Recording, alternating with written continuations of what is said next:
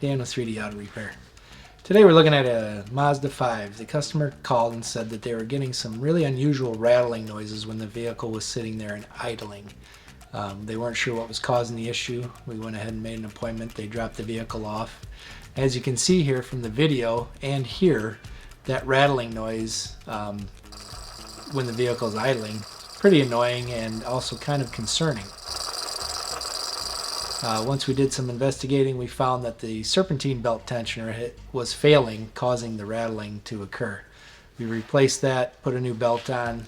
Once we started the vehicle, it was running smooth and quiet as it should.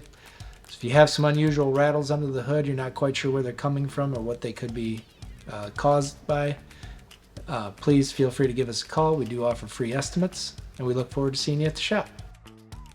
And please share this video so other people out there like you can get this information.